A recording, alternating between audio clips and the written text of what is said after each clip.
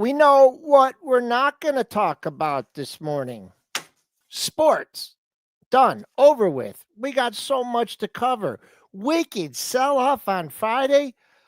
Blindly buying the dip once again. Trump takes the market down, brings it back up. What's going to happen next? We will figure that out with Kenny Glick as Q3 earnings season starts out. Kenny at 8:25. We got a special guest, folks, coming on at 8:50. The Chief Business Development Officer at NKLR. You got it, folks. New SPAC. He'll be joining us at 8:50. We got a lot of great questions for him. It's going to be a wild day and a wild week on pre-market prep. We're glad you're with us. Let's get it started. The volatility right now is really incredible. Wow, look at that consolidation on the upper right chart. You know what we've seen this earnings season? Some of these expected moves get even more violent. This is why I have switched my strategy 10 years ago. And if you're chasing, you're in trouble. All right, Jason, the market down here was not a good thing to do. Let's pull our charts up here on this Monday morning. S&P's wicked after-hour action bouncing back up 66 handles, 66.61. Bitcoin futures, they're in the red here by a couple grand, not participating in the rally. The buck up 16 cents, trying to get over 99. GLD, woo! What a rebound, up 569 at 374.81. SLV, short squeeze in silver, up $1.34, 46.79. TLT in the red, big day on Friday, giving some back down 42 cents at 90.28. USO getting off the mat here, up $1.21 at 70.60. First thing we need to do today is wish Dennis and all of our Canadian friends and listeners, investors, happy Thanksgiving. It is Thanksgiving Day in Canada here today. Looks like I'm eating tacos for Thanksgiving here because the taco trade is fully on. It's an incredible rally here. Brentster, you want to come join us with some tacos here? There's the Brentster in the background. Yeah, so nothing happens. So I go away for a day, and you guys lose all liquidity in the market. Like, you guys can't control it at all. So then I come in to save you Sunday night. So basically, I leave, and there's just nobody left to buy stocks. I come in Sunday night, buy some stocks, and help you out. So it's all me, not Trump at all.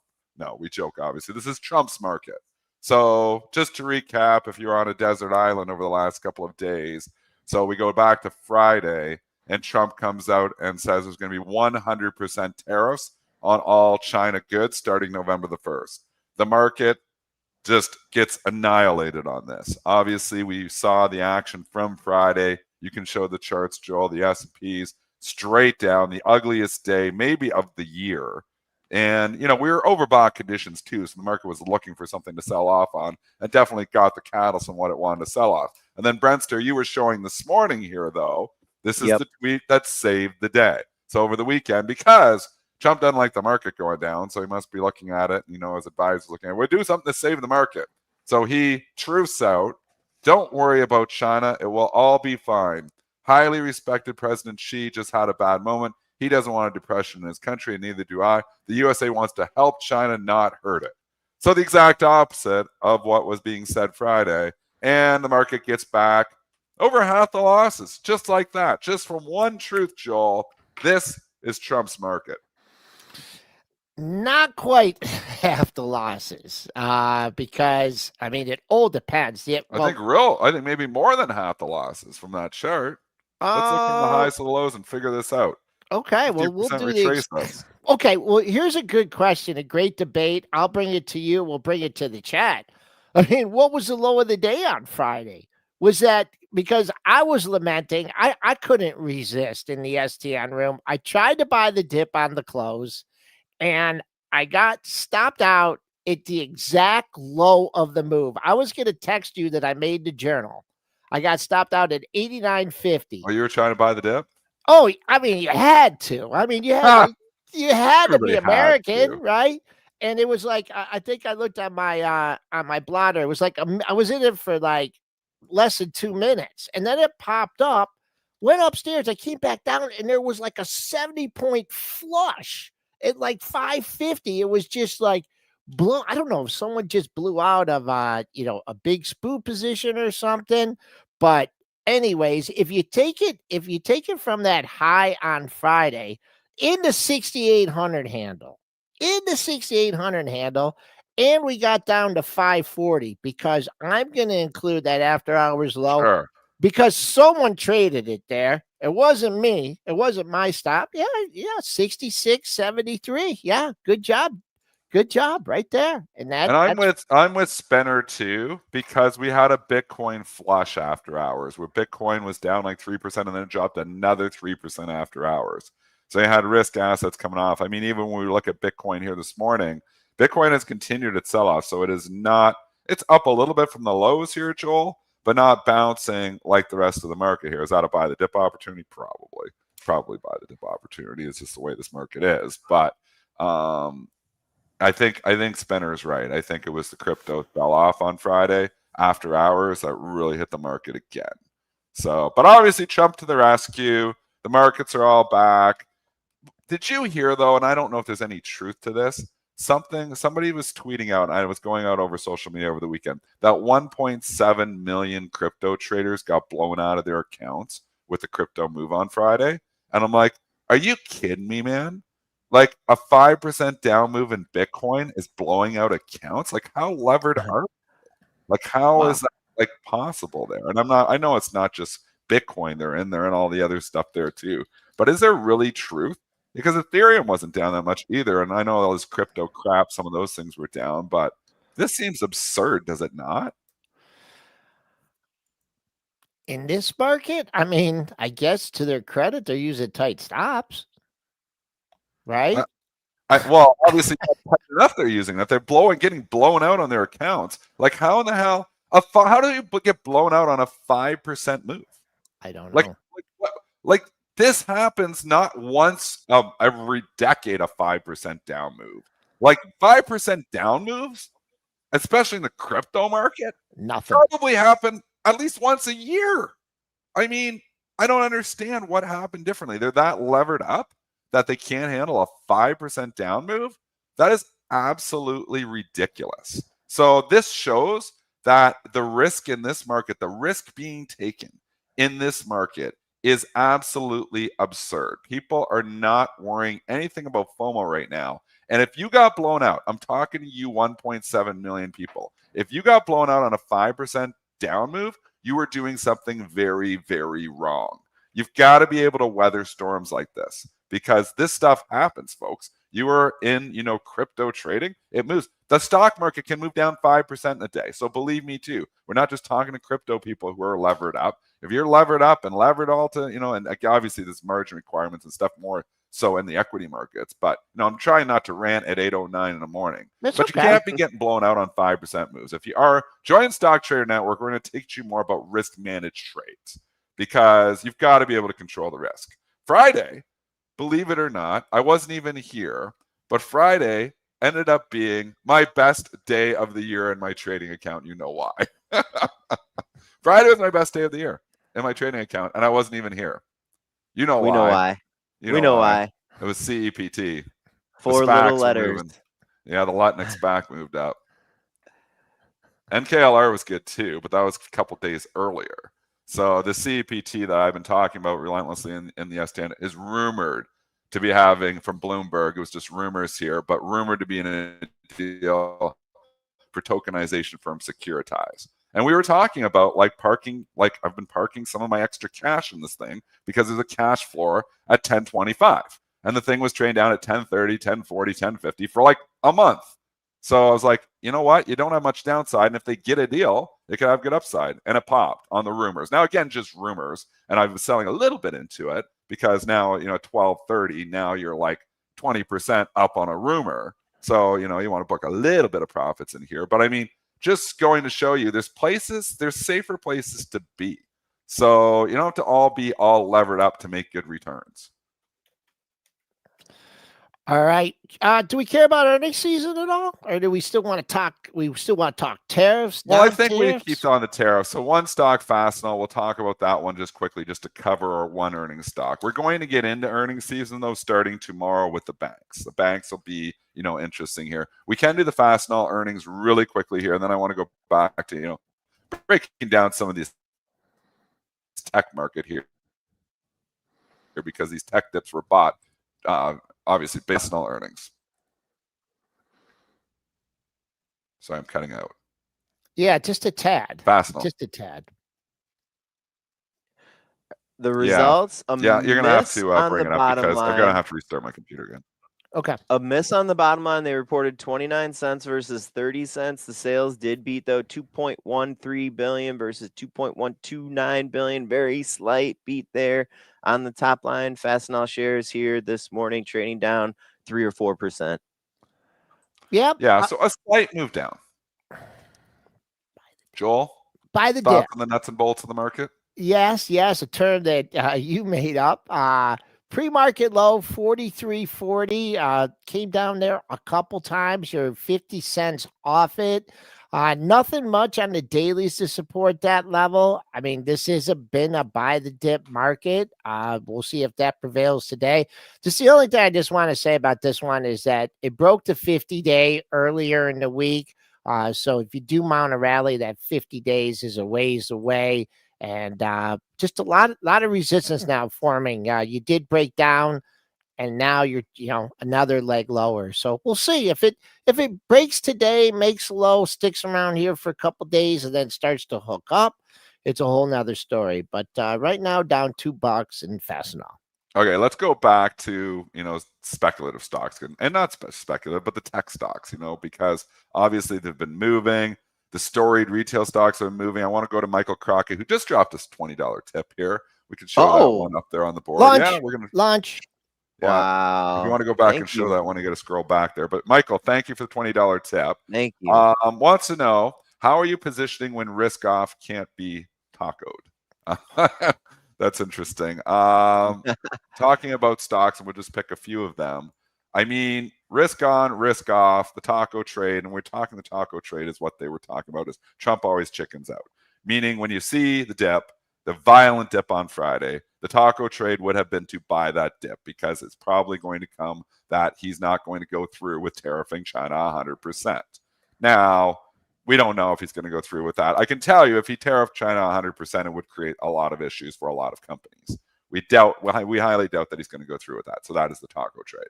With that being said, there's 4 or 5 tickers that Michael Crockett wanted to cover when he drops us to 20. We wanted to cover some of these stocks too. So let's start NBIS, Joel, because Nebius is a stock that has been running and running and running, a little bit overbought, but we've talked about this on Stock Trader Network, that when they got that Microsoft contract, when the stock was $78 and obviously ran to 100 that day, it kind of changed the story here. It changed the story from just a story, a company with very little revenue, to a company with real revenue and a real customer. And there's been speculation that they might get more contracts. Now, maybe not that size, but more big name contracts here too. So the stock's been holding up very, very well. Give me some technical thoughts on NBIS. Oh, wow. This is, well, I mean, Michael's been around for a long time. He's picked, he's picked some good stocks. I mean, one thing I encourage is targets, right? If you have targets in the area, taking off part of the position or half of the position, I think that's one thing you can continue to trade and invest without regret. Because if you just are like, this is going to 200, well, it may go to 200 someday. You just don't know if it's going to go to 90 first. So the first thing, and I'm not going to look at I'll look at the pre-market action in a second, but it's off Friday's high. So that, I mean, that's a good level. That's the only level the market's giving you. And it's well off the low. So the all-time closing high is 132.64. You're trading above that right now. So after all this action shakes out, do we make a new all-time closing high today? Do we fail above that 140 level? So there's a couple things that I'd be looking at. We look like we're safe. I wouldn't say we're safe off the low from Friday at 128.01. So you get the levels from today. To me, the most important when you're looking at all these stocks, if I had to make one blanket statement on a daily basis, if you're trying to maneuver, get out of this stuff, watch that all-time closing high, because I know we look at the highs and they're so sexy, and the lows are like, oh, I should have bought it there. But the mark is the mark is the mark. And if you use that as a gauge, if it stalls out here a couple days and then consolidates, then you got something to look at. But there's just a general rule of thumb there for NBIS. And let's do the other Robinhood stocks here mentioned. too for Michael, because this is a stock that's been on a relentless run too. Dipped somewhat reluctantly, I will say, on Friday, going from 153, but bouncing right back. So you get up. I think there's an overall conversation here, and we can go into individual stocks, but the overall conversation is we've had an extreme fall on Trump, and then we've had, basically getting half the losses back, maybe a little bit less on a Trump bump. Is this an opportunity to sell like the calm before the China storm? So be it.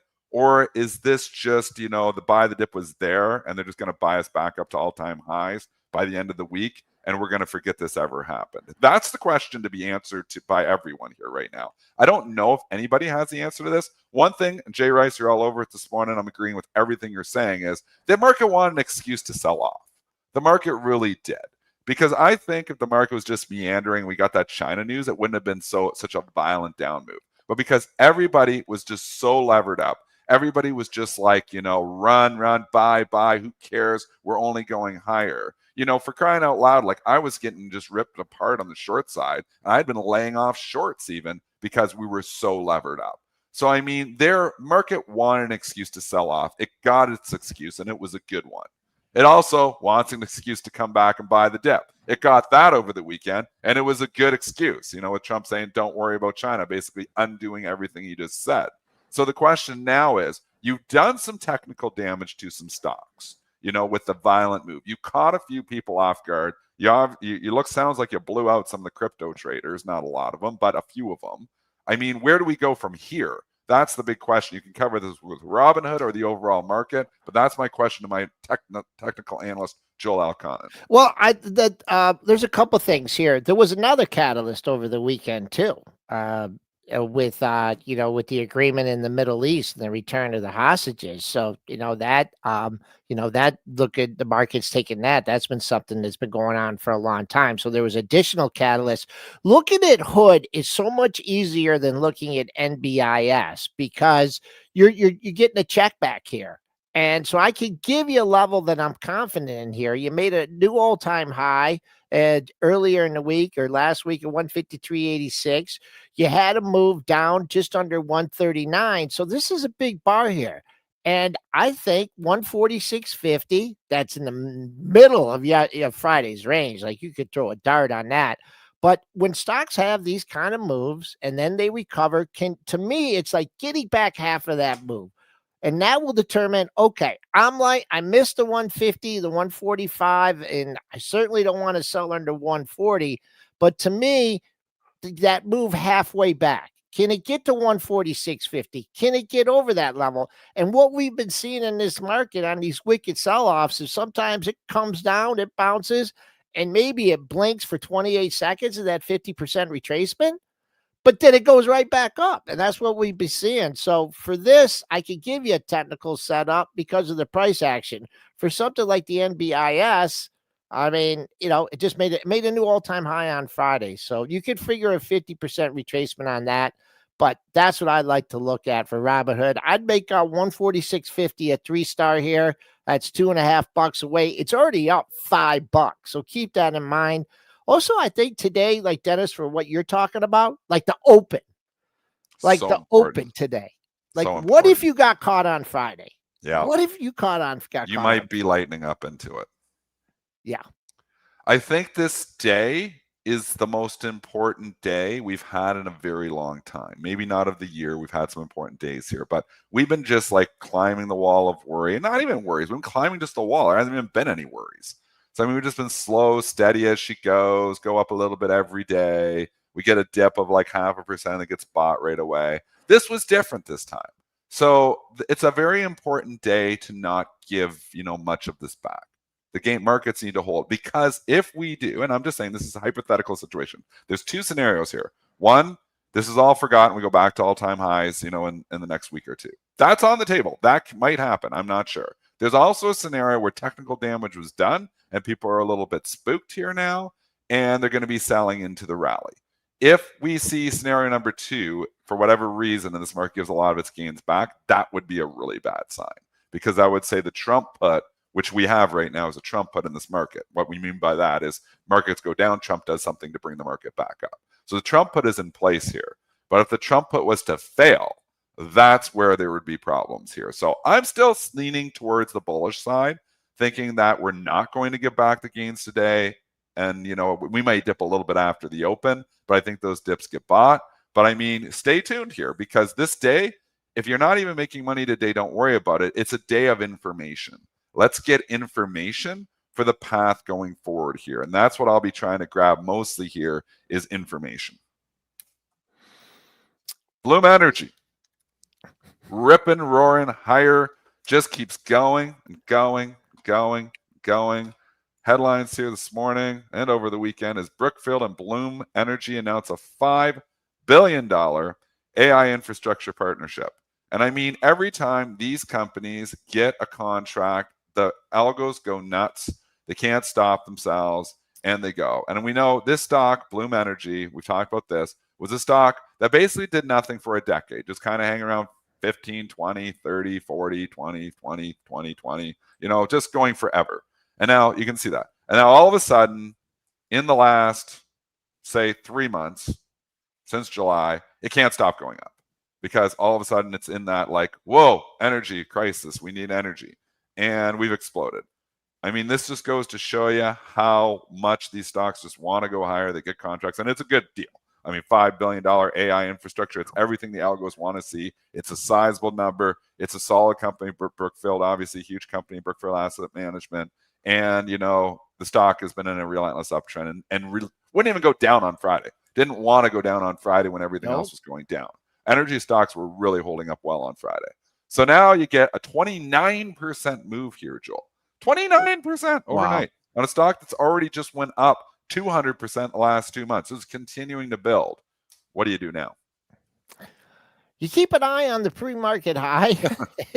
I mean, that's all you got. 118. Oh, a double top on the 15-minute. You know how many times that hasn't turned out. So see what happens. Some people caught above 112, 112 and a half. See if you can get back up to that 118. And then for this one, I would just see how it, the pre-market action is going to be different for the regular action. And some people in the STN room have been asking about these intraday moves. So, maybe after the first half hour, after this has like a 7-point move or whatever, see what mid-range on the session is and kind of use that as a gauge. But right now, the only number I could give you is 118. Just quickly, someone addressed that when we use the term Trump put, a put, anytime you use a put, it sounds bearish, but actually it's bullish because it's the feeling that whenever the market goes down or whenever he says something in negative, that within 24, 36 hours, he's going to say something positive. If the market goes down. Yeah. Just doesn't want the market going down.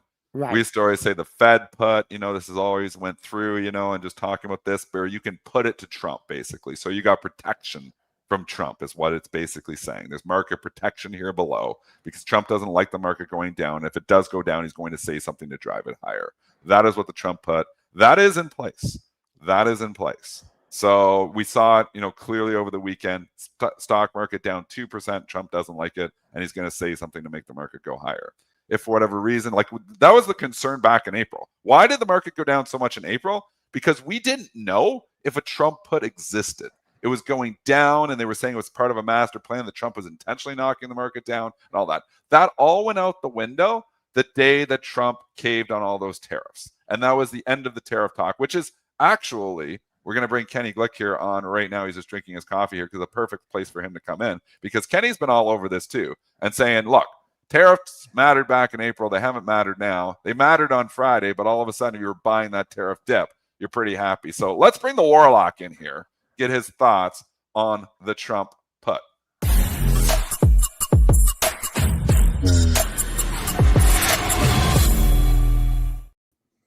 Okay, so I can take a good days to have Kenny on, and I can take a great days to have Kenny on. But there's no way that I could pick a day like today to have Kenny Glick, you don't know him, author of HitTheBid.com, The Warlock, whatever you want to call him. But not only do we have tariff news on Friday and Monday, but Kenny, you don't have to worry about the Middle East anymore. You didn't expect Thank you. that. Good night, everybody. He's gone. He's gone.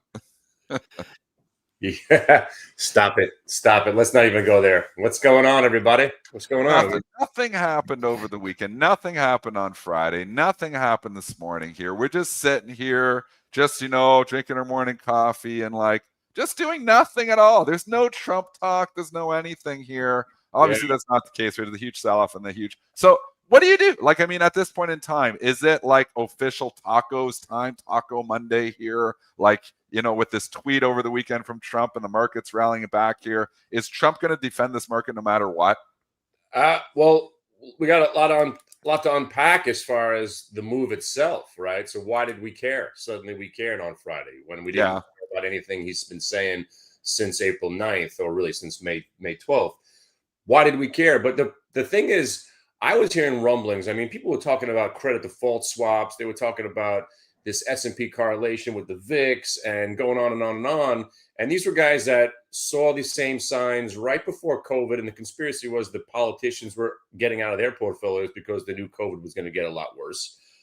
They saw the signs in 2021, right before the Cathie Wood crash when she was on top of 2021.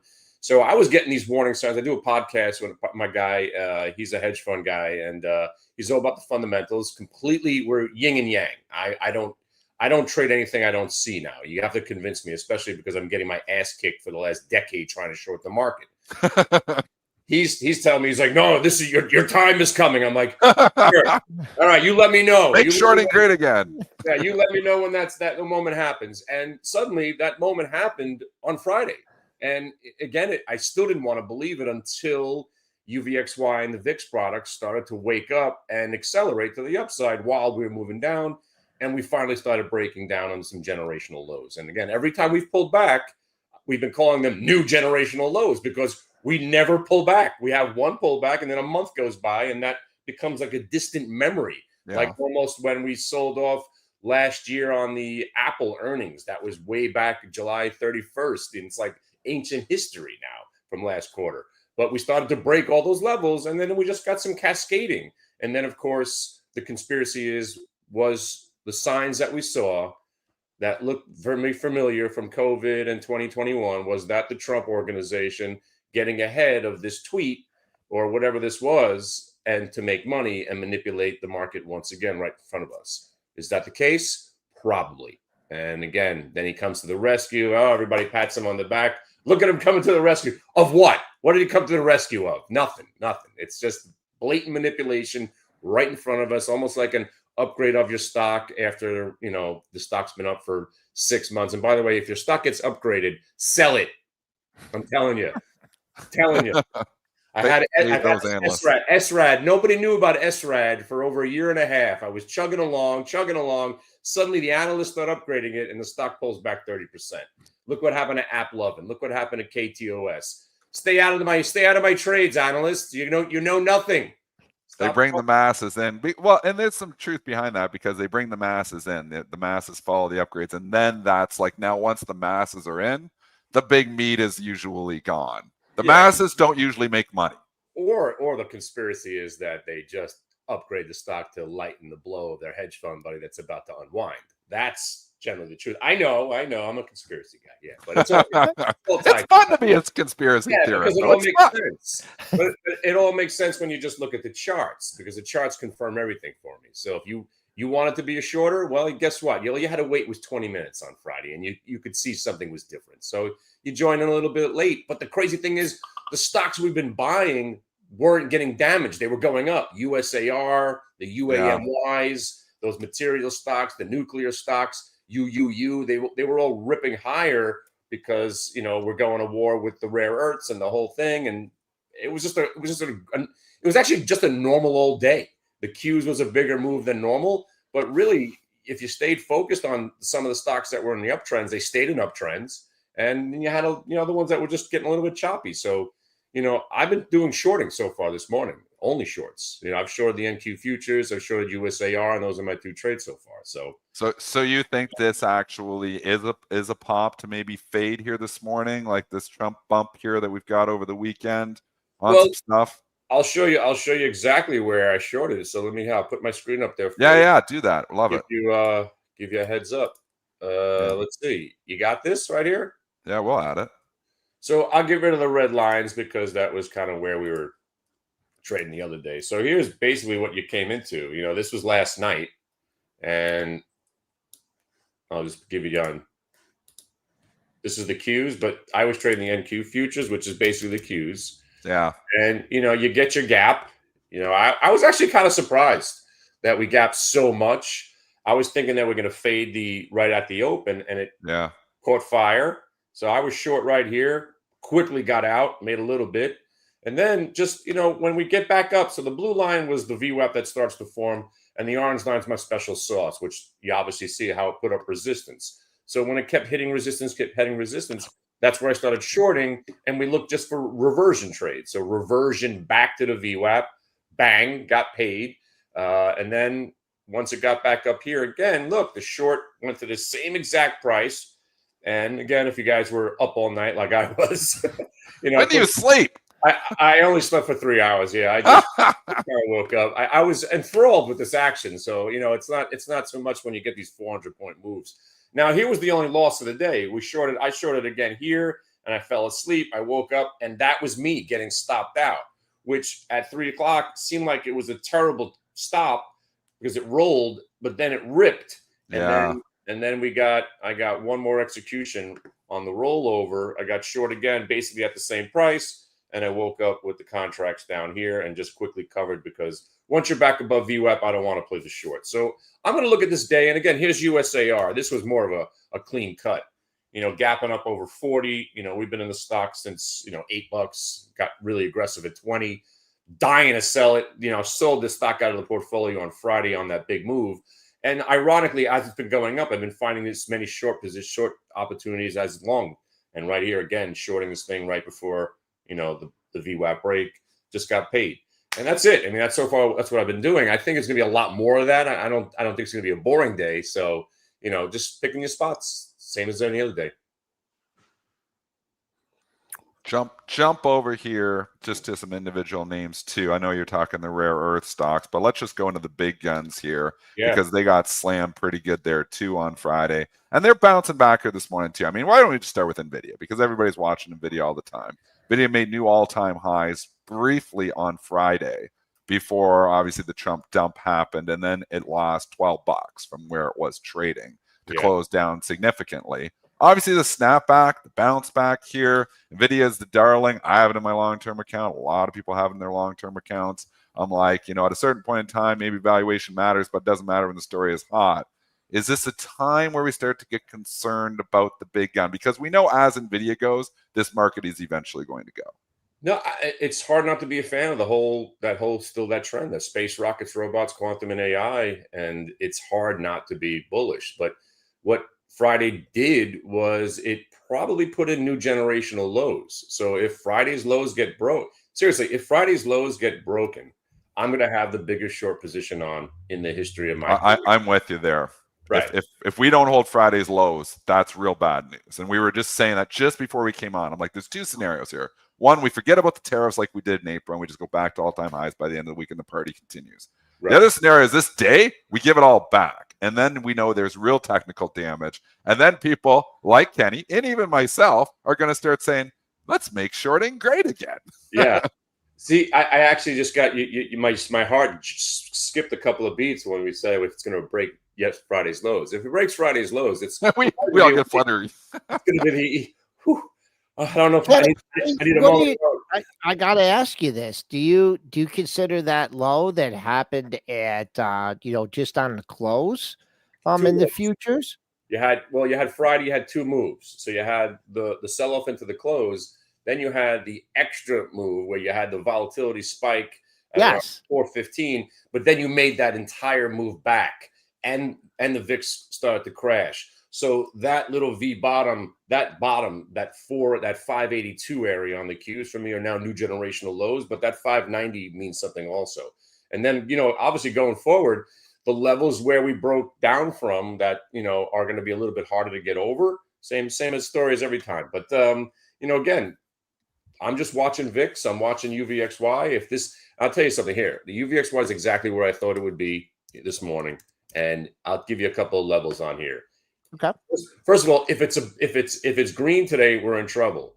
But that spike high from Friday was $13.40. If UVXY is above 1340, you better be shorting something. Best to be shorting something. You better be shorting something. So Fantastic. if UVXY is above 1340, that means we're probably searching for Friday's lows and all hell's breaking loose. And I kind of hope it happens because I'd love to see some volatility, 2 days in a row, because you do understand once it's over, we are going to go back to all-time highs. We are going to rally. This train has just left the station. I'm telling you, it's hard to be bearish. I trade short because that's the setup, but to be bearish the market right now, ridiculous. You just So can't you're be using bearish that long after term hours ever. low. You're What? using the after hours low then. Yeah. Okay. But we also have, again, there's a couple of pivot points on the way there. So all that's going to be factored in. But yesterday, the Friday afternoon after session lows, if we break that, we got another 62 points to the downside on the Qs, I think. I think you're making such a good point, though. Like, even though you're going to rent some shorts and trade the short side and have some fun on the short side, it's never good to invest on the short side. Like, people buy, these, short vehicles, and they hold them in their long-term accounts, thinking the market's eventually going to crash. A la, a lot of obviously the people who've been calling for market crash, like Peter Schiff, for decades here now. Yeah. I mean, it's never good to stay bearish forever. You can stay bearish for times, but I mean, long term, you should be like Tom Lee and just always come on CNBC and say the market's going to higher, because you're probably going to end up being right, because the markets do end up over time continuing to go higher. I mean, one day maybe they don't. I know Japan had a 30-year bear market, so it can happen here. But, we've never had a period over 10 years where we've been, I think the most is like 11 years or something, from like 68 to like 1980, where the markets were the Dow was actually down and didn't make a new high after those periods. So, I mean, just being short, you really clarified it well. You can't have long-term time frames on your short positions. Yeah, you can't. Shorting is short-lived. Just remember that saying. There you go. Yeah, fantastic. It's virtually impossible to stay short. It really is. I mean, obviously the pump and dumps from the morning sessions. There's one every day, but you don't want to get in the way. And again, people trying to value these quantum stocks. Some of these stocks were 50 cents about a year and a half ago. Now they're trading at $50. So it's kind of hard to keep, rah when you're expecting that 50% haircut, but the haircuts don't come. And when they do, it'll be a doozy. That's what stops are for. So if you're swinging some of these names that are up 1,800% and you haven't taken profits, that's irresponsible trading. So, what can you say? But right now, it's virtually impossible to be a shorter for any extended period of time. And again, that's why yesterday, Friday's lows, I will start, within a couple of days, they might be generational lows. And I mean it, because this market does not want to go down. Yeah, it's also just like in the context of everything that's going on, like, oh, well, the government shutdown. Oh, oh yeah. That's in the rear view mirror. And then also we talked about the political situation in the Middle East. So there's a lot of things going on.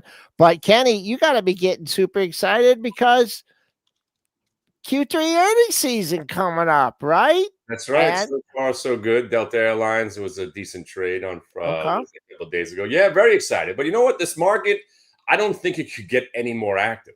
It's just going to be a little bit more. There's more to watch, I guess, when earnings season. I can't wait to see what the banks have to say. But yes, I do love me some earnings. But man, nothing more than these nuclear and these material stocks we've been trading lately. So it's been, again, I never thought we'd live these days again. The 1999 vibe. This is it. And the only thing that's different, it's not the same, my friends. This is a different environment. I'm not saying we're not going to have another correction or a crash, but it is different this time. There's more of it. First of all, there's more to choose from, and there's more diversity, and there's all, again, it hasn't been as parabolic as you think, my friends. So this market, I think it's safe, and I think we're going to be going a lot higher from here, sadly, for the Bears. Respect the market on both sides. That's Kenny Glick. HitTheBid.com, the Warlock. Been on us with us for years, and always enjoy your commentary, especially on a day like this, Kenny. I appreciate you having me on. And by the way, if you haven't remembered, I've been talking about buying silver for every time since I've been here. Come on now. Good call, Kenny. Kenny's always got the good calls. Kenny, when are you retiring? I'm never retiring. No, who retires from stock trading? I love it. It's so much fun. But I thank you, Silver, both because I finally won an argument with my wife, because she was buying handbags and shoes, and I was always I buy silver every week, and I go to these nerd shows where I just spend all this money, and she's always complaining. I'm like, but I'll be able to sell all this stuff one day, and you're just going to be looking at those bags and and shoes, and here I am. I win an argument, even though that never happens. Yeah. All right, thanks, Kenny. We'll be dialing you up again real soon. All right, good luck, everybody. See ya. Thanks, Kenny. Wow. I mean, so many good things to take from that interview. One, don't stay short for long. If you do, pick your spots. There are opportunities there, but those opportunities, have been short-lived here for the last 6-7 months, really since April. It's been very difficult on the short side here. It was good on Friday for a lot of traders. Obviously, maybe we get an opportunity. I think the setup is here today that you could try it from the short side. But I mean, there's also that scenario here where they just continue to buy the dip and they forget about it, because that's what this market is. It's relentlessly going higher. And there's a real theme driving it. It's AI. Are valuations too high in some cases? Yes. But, in other cases, valuation doesn't matter anyway. So I think we just got to keep going with what's working here, and buy the dip has worked, and it worked like a charm on Friday. Folks, I want to hop in here to deliver a word from our wonderful sponsor. Hive Digital Technologies, a global leader in green power data centers for Bitcoin mining, high performance computing, and AI. Operating with nearly 0.5 gigawatt of renewable energy, Hive is on track to capture 3% of the world's Bitcoin production by the end of this year. Scan the QR code in the bottom right corner of your screen. There's also a link in the description of this YouTube video. Thanks again to Hive Digital Technologies. I mean, let's take just 2 minutes and talk crypto here as well, because, the violent sell-off, and obviously crypto was pretty bad. It's bouncing here. I want to get your thoughts. Bitcoin, if we go back to the lows there from Friday, after, we have held those, Joel, is there a place to try a buy here in Bitcoin? I mean, I think I'm hodling. I think it eventually goes higher, because why not longer term? But short term here, is there just, some technical damage here? Should we be worried? What do you see in the charts of Bitcoin? I see longer term, since really the even going back all the way to July. Going to July, you've had a trading range from 110 to 125, and this is basis the futures. Every time you've gotten close to 110, I know I called it for dead here when it got here down 110 last week. So I think that's your risk if you're stepping out here at 115,000. This is basis the futures, but very well defined trading range here. So not quite off the bottom of the trading range, but we'll see. Holding for just a quick play. Yeah. Leaning on Friday's low, but to me, 110 to just over 125, there's been a trading range for Bitcoin. If you want to go to the theory, well, they washed everybody out, the 1.7 million traders, then the theory would be, well, they're just going to take it right back up. But that's not the scenario so far here in Bitcoin. I want to just slip in a few ratings. We have a very special guest at 8:50 coming up here today. Gio Morici, who is a Chief Business Development Officer at Terra Innovatum. You know it as NKLR, will be coming on with us in 5 minutes to talk the business, because it's a stock we've been talking about for a while. It's a stock I'm long, but I just want to know more about the business here itself. So we're going to get into that. Brent's going to lead that conversation here in 5 minutes, so stick around because we're going to learn more about this new nuclear stock that just changed over ticker symbols to NKLR on Friday. So it's going to be a fun interview there. Before our guest comes on, though, I want to slip in some ratings because there's some big ones here this morning. B of A's got a note. They are downgrading Intel to underperform. They are downgrading Texas Instruments to underperform. They are downgrading Global Foundries to underperform, and they are upgrading Applied Materials to overweight here. So you got a lot of notes here coming. I mean, we've seen a couple of Intel downgrades as of late, and they don't seem to matter. The stock just wants to go higher. It's a Trump stock. Even today, it's downgraded to underperform.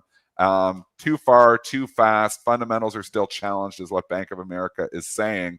Doesn't seem to matter, though. The stock is actually trading higher on the downgrade because the overall market is ripping higher here, too. I think I'll just make a general comment on this. And, ratings are very important, and we cover them here in detail, and we cover them in more detail in the STN room. But on days like this, as you can see, Intel gets a downgrade and it's trading up. I mean, the dog days of summer, Goldman Sachs comes out with a sell on something, that's the focus. That matters. So today, if you respect the analysts, if you've been following the analysts for a long time, if they got you in Intel, they're getting you out of Intel, go by all means, follow them. But I think on the day to day with so much, geopolitical news and so much going on that the market dynamics to me kind of trump ratings. I see what he did there. PayPal, I'm just going to stick with a couple, though, because sometimes they can matter. So if we, scenario analysis, if we start to roll over, those stocks that are downgraded can sometimes go down faster. So just keep that in mind. There will be some pressure from sellers. PayPal stands out like a sore thumb. You have Goldman Sachs downgrading PYPL to sell. Price target $70. I'm like, what? I'm like, okay, I don't totally get this, Goldman, but we're downgrading it to sell with a price target of 70, but the stock's trading 69.84. So you don't think it's going down, but you want me to sell it? I don't understand really where we're going here, but I think the market might be confused here too because PayPal's trading up 1.25%. So usually when you downgrade with sell, you at least want your price target at least 10 or 20% lower than where the stock's currently trading, not 16 cents higher than where the stock closes, 69.84.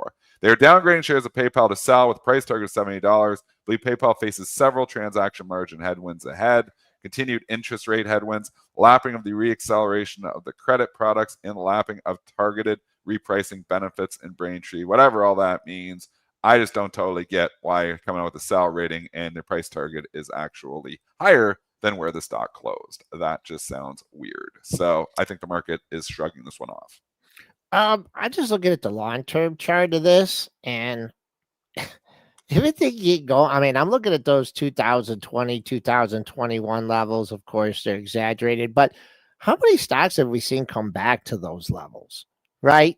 Or really make a solid attempt. So just, longer term, if this is like your baby, this is the thing that you're holding on to. This is the thing that's going to rocket you, when this thing hits 200, I don't know. You may want to rethink that thesis because, it was linked to, had the Bitcoin value. Now Bitcoin's gone crazy. I don't know where the catalyst. I see PayPal popping up all the time. Everyone uses PayPal. But just, the expectation, I think you have to have tempered expectations. Yeah. I mean, better places to put your money. And that's what Goldman Sachs is saying. Estee Lauder upgraded to buy at Goldman, sticking with the Goldman ones. And again, upgrades worth a lot more than downgrades here today for the simple reason that the market goes higher and people are looking for stuff to buy. Estee Lauder up 4.47%, getting back the majority of Friday's losses here because Goldman has turned bullish here on Estee Lauder. Wow. That'll make our friend Michael Burry probably happy because one of the biggest stocks that he owns there, even though I think he sold some recently there. Was it Estee Lauder? Or was it Estee Lauder? He sold everything out of his portfolio back in March or April or something, which was actually pretty good timing, and bought Estee Lauder. So he did pretty good with that call actually, because we went down really heavily after he sold everything. I don't know, now we've come all the way back up so far. That probably didn't work out longer run. Never works out long run to be bearish, to Kenny Glick's point, who was just on here. But short run, it was a good time call to sell out everything and buy Estee Lauder, and Estee Lauder went up after that. So I don't know. Are you jumping in Estee Lauder? We used to always call it Estee Slaughter. I think I'm Yeah. staying away. I mean, once again, the long-term chart of this, doesn't make you feel warm and fuzzy. What hit 375 in 22 and early 22. I just think this chart is similar to a lot of other stuff you had. If you bought the dip late on Friday, and I'm talking late on Friday, you're going cha-ching. Okay, yeah, I'll take my 4 points. Spooze up, go, getting a help on the rating. Yeah, I love it. But what are you gonna do? I think, and you mentioned two today, Dennis. Like, do we crash and burn? No, today. Do we rip back over 6,700 today? Like, today's an important day for the market. And I think what we've seen, Dennis, especially me and you, like after we get these big dips and then the bounce, like, oh man, what a give short. This is it. This is where they're giving us a big lead on this. But that just hasn't been the case. It hasn't been the case and like, Kenny's talking about a generational low. I mean, I don't know if I could go that far, but we're quite a bit off that low. So keep an eye on the open, keep an eye on the pre-market high, just under 92. I think if you're long it and you want more, you got to get a solid 90 pid out of Estee Lauder. A stock that's just quietly been climbing back here, had an ugly August and then just slowly, steadily getting those losses back. Some Palo Alto Networks and PANW is upgraded to buy at BTIG this morning. Stock is trading up, not far from all-time highs here. I mean, we didn't lose very much on Friday, and we're within striking distance of getting all-time highs here. I mean, just long run, this stock has just been a juggernaut. It gets these sell-offs. We do see this 15, 20% sell-offs from time to time. They're almost always buying opportunities, just like they were recently back in August. And the stock's back. It's back. And you know what? Cybersecurity is needed. This is one of the leaders, if not the leader in cybersecurity here. And it's not going away. So even though valuation may be nosebleed, Palo Alto Networks continues to outperform. And what JP Morgan's $10 billion investment into AI and cybersecurity probably not hurting this stock today as well. You got a big seller between 217 and 218, three highs in that area. You're still $3 away from it. So keep an eye on you did sneak over 216 on that earlier in the session. So I'd keep on a firm seller in the 217 handle. If you're looking for support in this one, if the market starts to pull back, of course, you will look at the close. And that close was way down near the low, making it a double good number at 208.55. This hit was the deal that it did. Who did it take over? Was it? It was the other big cybersecurity firm. They did the merge. CYBR. Yeah, CYBR. So the street, hit the acquirer, but digested the move and right back up for Palo Alto Networks. Our guest is here, so we're going to run that guest intro here, bring in Brent Slava. We're going to talk a little NKLR.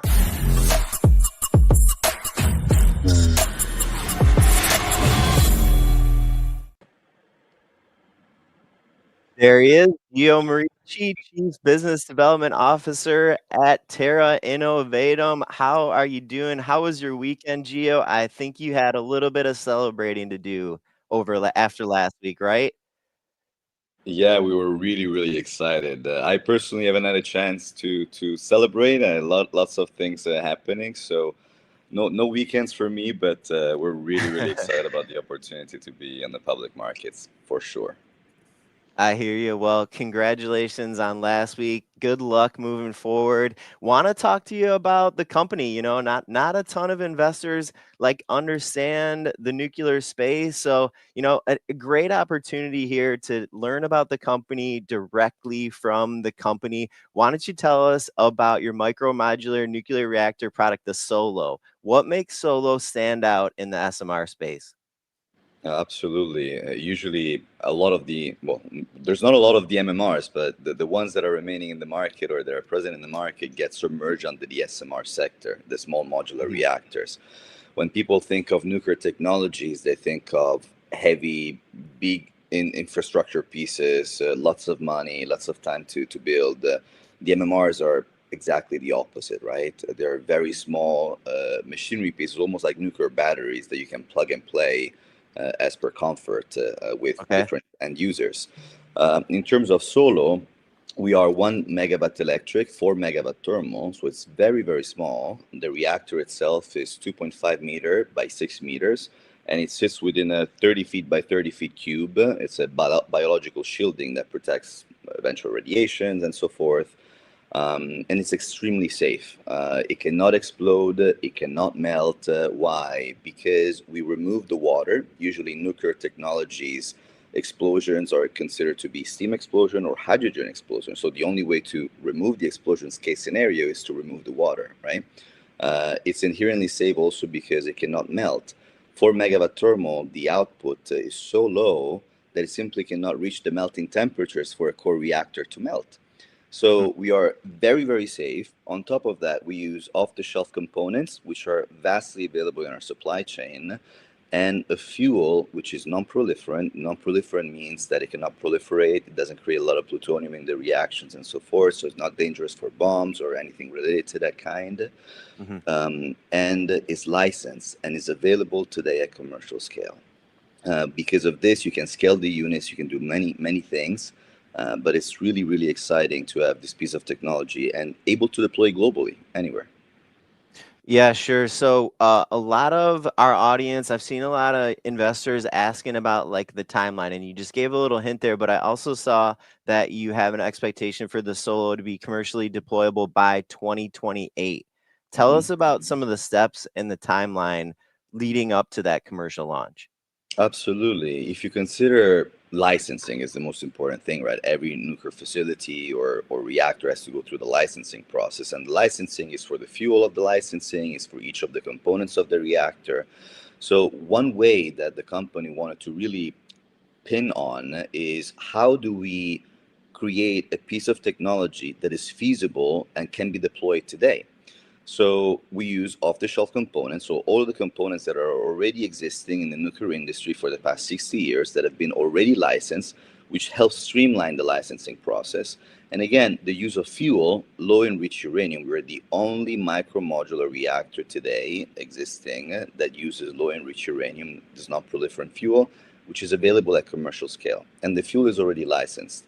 And usually, our chief operating officer and director of licensing talks about 50% of the licensing process as is devoted to the fuel itself. So by using off-the-shelf components and licensed fuel, we can streamline that process.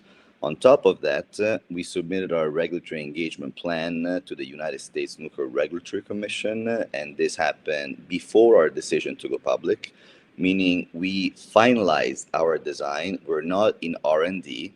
Our reactor design is completed. We wanted to go through the licensing, and this was a big testament to the market to say, hey, we have a product that is ready. We're going through the licensing, and after the licensing will be commercial. So again, streamline of the components, streamline of the licensing. On top of that, we have the deregulations from the administration and all of the support that we've received as any other MMR or SMR player out there. We're planning to have the construction permit by 2027 and the operating license a few months after, so still within the 2027 framework. And because of this, after the licensing approval, we're going to be commercial 2028. Gotcha. So what will be some of the most exciting applications for the Solo? Like what kind of potential clients are you guys maybe already talking to about this product? We already have, let's say, MOU commitments in about 100 reactor deployed, right, to be deployed. The first one is with our site, the first of a kind site, Rock City in Illinois. We have an MOU for 50 reactors there, which will provide electricity to the site owner. One important aspect to state here is that the selection of our site, it was not a government site, it was a private site. A lot of the SMRs out there submitted their applications to be part of this executive order and the nuclear programs, which gives funding from the federal government, the DOE, and so forth, to help those reactors in the R&D phases. Our reactor R&D is done, as I was mentioning. So we wanted to have a site that was completely commercial, ready to deploy. And we're exploring those 50 units to be increased potentially to 300 or more around that range. At the same time, we just signed a major partnership with Analyst, who is a big player in the nuclear sector. We already did some work with them on some of the DoD area and for the DoD submissions. And with them, we're aiming to deploy 50 reactors soon. And this is really exciting for us in terms of commercial steps. At the same time, we're talking about data centers because it's really hot as an AI topic these days, as you know, the whole sector is being driven by this. One factor that is very important for the AI deployment is the fact that because of the safety profile, we can scale those units up all together, right? And the advantage on that side is the redundancies. Imagine if you have to shut down 2 or 3 reactors for maintenance or so forth, you still have, you know, the 98 or 99% of the reactors still functioning, providing energy. And on top of that, the data center is not that the data center provides 1 gigawatt electric right away. So the data center has to grow, which means that the data centers can buy our units as they are growing. So we're scaling with the data center itself. Okay. And cybersecurity protection also, because, you know, if something hacks one reactor or, you know, it shuts down for some reason, you still have the redundancies from all of the other ones. So it's very important. Another major client that we're discussing with is a hospital in the Gulf region, and there's plenty around the world as well, because we produce also radioisotopes. Radioisotopes are used for cancer treatment and so forth. So one of the interesting aspects is how do we deploy the reactors to provide not only electricity, the thermal output to, let's say, provide heating or cooling for the hospital itself, and also provide the radioisotopes for oncology treatment. So back to the technology just a little bit here and the product. Can multiple solo reactors be like coupled together? And like, is there an advantage to linking a few reactors together versus like one large scale reactor? Yeah, I mean, if you think about it, really depends on the client's need, right? We're talking anywhere within 1 megawatt electric, so the deployment of 1 reactor, to a gigawatt electric plant, and this is for data center itself. The idea is, of course, the more you streamline the process, the lower the costs are going to come down to. So the more you buy, the more the units, the lower the cost in terms of that. But in terms of electrical output, you're able to deploy whether 1 megawatt electric or 1,000 megawatt electric or a gigawatt electric. The efficiency stands also within the thermal output. So let's say we have a levelized cost of electricity of 7 cents, which is very attractive throughout the US, but is extremely attractive in Europe. As you know, I'm from Rome. We pay 30-40 cents per kilowatt electric. It's insane. So it's extremely interesting in terms of that. But if we use the thermal output, we can decrease per thermal output 2 cents. So let's say you have you use the 3 megawatt thermal and the 1 megawatt electric, that levelized cost of electricity goes down to a couple of cents, which is really good, not only for data centers, but to anybody. So there is definitely advantages on scale based on the client, but at the same time on lowering the cost of the reactor itself because you have a big order, purchase order. Giordano, Dennis Dick here. I've been following your story for a little while here. I've actually, was trading you guys when you were a SPAC at GSRT, and I've been investing in you guys for the last few months here in the conversion. What I'm curious too is just how you compare to some of your competitors. Like we've seen this explosion, names like Oklo, SMR, and NNE. Which company, like Nano Nuclear, which company do you closely like who do you directly compete with here, and or are you just different from those, and how are you different? I've met Jay from Nano several times. So we have some of the common friends. So the interesting part in the sector is that we're all kind of tied to each other because it's so niche, but it's so worldwide, globally broadcasted now these days, right? People are starting to make money out of it. And nuclear has been, rebranding completely as a sector, which is really nice. I would say in terms of it's a bit tricky, the question, because we are the only macro reactor that uses low enriched uranium. So there's none like us. So if you see our company presentation on our IR site, which was just uploaded for the NASAC opening, there's a slide, a cone slide, where it shows most of the SMR sectors, which range from 10 to 300 megawatt electric, so like the Hitachi and Alltech and different ones. And then as you scale down, you say only 4 players, which include Nano, Radiant. Radiant is a private company. So we are competing with them, let's say, in the MMR sector, but we are the only reactor that uses low enriched uranium. And when you use ALEU, high SA low enriched uranium, which is a proliferant fuel, which is a bit complicated because it's enriched at 19.99%, is not available. It's commercially not available. The fuel was produced originally in Russia. And then the government, because of the geopolitics, is pushing, billions of dollars, more than $1 billion actually, to build enrichment facilities in the U.S. But it will take time. It will take time to build those facilities up. It will take time to produce and have the commercialization and really commercialize the fuel to the nth of a kind. So we strongly believe that, they may have great pieces of technology. We have nothing against them. And we are broad supporters of the whole sector because nuclear is needed worldwide. And it's so vast that every player can participate and be really successful at it. But at the same time, we have to be tangible. And the only way to build a reactor today, a micro reactor today, to be commercial is by using off-the-shelf components and a fuel that exists. If you're asking about the stock and the valuation of the stock and what people are seeing, definitely having Sam Altman on board is definitely interesting. And we actually announced our BCA. He stepped out of Oklo, so you see the headlines: Terra Innovatum's signs BCA agreement, and then below Sam Altman exits as chair of Oklo, and sort of that, which was kind of cool. And at the same time, yes, like you may have anything related. The thing I'm concerned about the most is how are they able to finalize their costs with efficiency? Because we can call our supply chain and we can say, hey, how much graphite do you need? How much low enriched uranium pellets do you need? We want this, we want that. This is the cost. Here it is.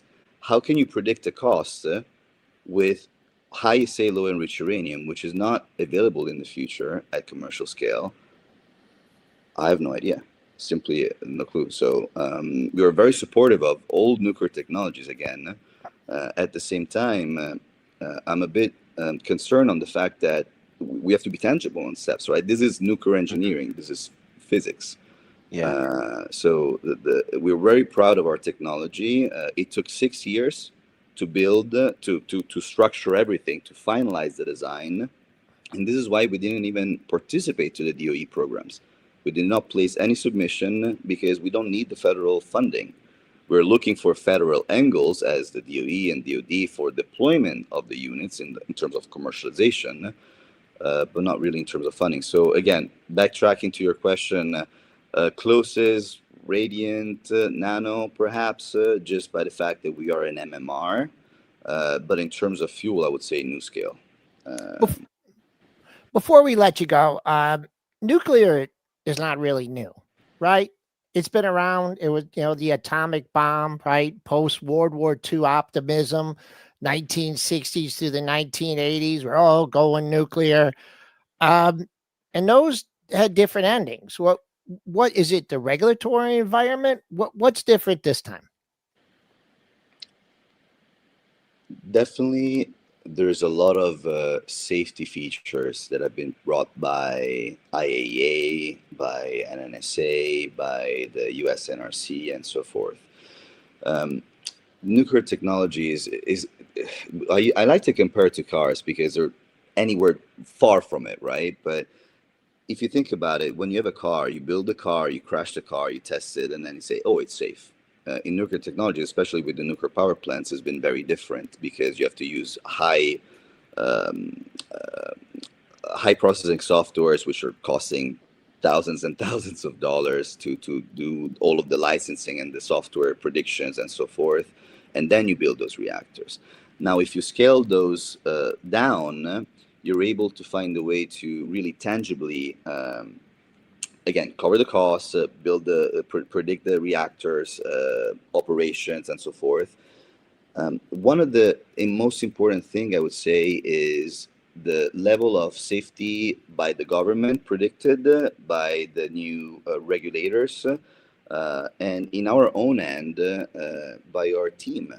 We have a very experienced team together, probably 200 years of experience. They were at the head of the Areva Group in France, which is now divided in Framatome and Orano. They've been anywhere between M&As to financing to fuel licensing and so forth. The founders of the company, they've been in the licensing with their own previous companies for the past 20 years or 30 years each. So they have licensed nuclear power plants. They've licensed big nuclear power plants. We can license a micro reactor compared to the big nuclear power plants. So safety profiles, government support, new regulations. And again, once it's licensed, it is safe, right? Is it safer to go on a plane more than to go in the car? Yes. It just makes more noise in the news if, something happens. Yeah. But that is the reality. Gio Merici, Chief Business Development Officer at Terra Innovatum. Big, again, congratulations for the launch, and we're wishing you best of luck on your publicly traded endeavors here. Thank you so much, guys. Pleasure to be here. Yeah, thanks for coming on. Later, Gio. Thank you. All right. Wow. We did have some news breaking there while Gio was on. Yeah, AVGO, OpenAI and Broadcom collaborate on 10 gigawatts of custom AI accelerators here. We are getting one of these headlines, it seems like every day. Daily. Only thing that is more powerful than OpenAI right now in headlines is probably Trump. So, I mean, you seem to get an OpenAI headline once or twice a week. It is propelling companies, stocks, something fierce. This is a huge move for Broadcom. It was definitely, I think, an overshoot right off the headline because we got crushed on Friday. Stock almost got up to new all-time highs in like 1 minute there, just from the algo, just ripping it up. It touched up to 372. The all-time high at 374 is peeling back a little bit here. I would say major resistance up there, 370 to 375, where those old highs are there. But we're seeing these, pops, getting that with sellers to a certain extent. I don't know if I'm chasing this one here. Joel, quick technicals, ABGO, and then we got to go. Okay. All right. It's a great area. You got to give it a zone with something like this. You just hit 372 on the quick pop, and then the all-time high is 374.23. So rather a sell zone than a buy zone for me, but we'll just see. I just want a big shout out to the Brandster. He's been working on that interview in the background. Great interview. Great answer to my question. And the other thing that I want you guys to ponder and think about in future, what is the implications for this for oil and for solar? I mean, we all know what oil's been doing lately, and solar's got a little bit of a bit, but there's a lot of long-term implications from these companies. So we'll ponder that, and we'll get back to you tomorrow on that one. So continue the conversation over here, Stock Trader Network. Let's go.